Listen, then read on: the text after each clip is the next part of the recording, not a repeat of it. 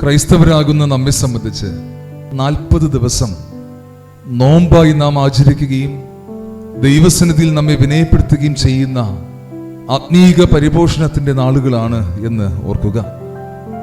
നോമ്പിന്റെ ആദ്യ ദിനം ചാമ്പൽ ബുധനാണ്.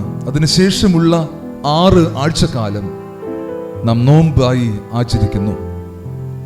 ചാമ്പൽ ബുധനിൽ പ്രത്യേകമായിട്ടുള്ള ആരാധനകൾ ദേവാലയത്തിൽ ക്രമപ്പെടുത്തി ദൈവത്തെ ആരാധിക്കുകയും ചാമ്പൽ കൊണ്ട് നെറ്റിയിൽ കുരിശടയാളം വരയ്ക്കുകയും ചെയ്യാറുണ്ട്.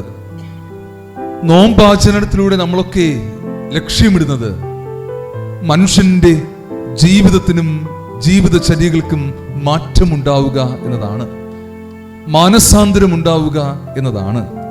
അതുകൊണ്ടാണ് ചാമ്പൽ ബുധനിൽ മനുഷ്യ നീ മണ്ണാകുന്നു എന്ന വാചകങ്ങൾ പുരോഹിതൻ ചൊല്ലി നെറ്റിയിൽ ചാമ്പൽ കൊണ്ട് കുരിശടയാളം വരയ്ക്കുന്നത്. അങ്ങനെ ചാമ്പൽ ബുധനിലൂടെ ക്രൈസ്തവരുടെ നോമ്പ് ആരംഭിക്കുകയാണ്.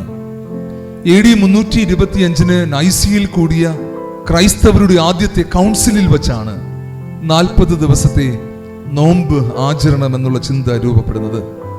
യേശു കർത്താവ് 40 രാവും 40 പകലും ഉപവസിച്ചു എന്ന ചിന്തയോടുകൂടെ ക്രൂശീകരണത്തിന് മുൻപേയുള്ള 40 ദിവസങ്ങൾ ആത്മപരിശോധനയുടെ, പ്രാർത്ഥനയുടെ, ഉപവാസത്തിന്റെ, ഒരുക്കത്തിന്റെ നാളുകളായി നാം നോമ്പ് ആചരിക്കുകയാണ്.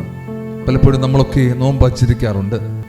നമ്മെ സംബന്ധിച്ച് നോമ്പെന്ന് പറയുന്നത് മത്സ്യവും മാംസവും ഒഴിവാക്കുന്ന ആഹാരം മാത്രം ക്രമപ്പെടുത്തുന്ന നാളുകളാണ്.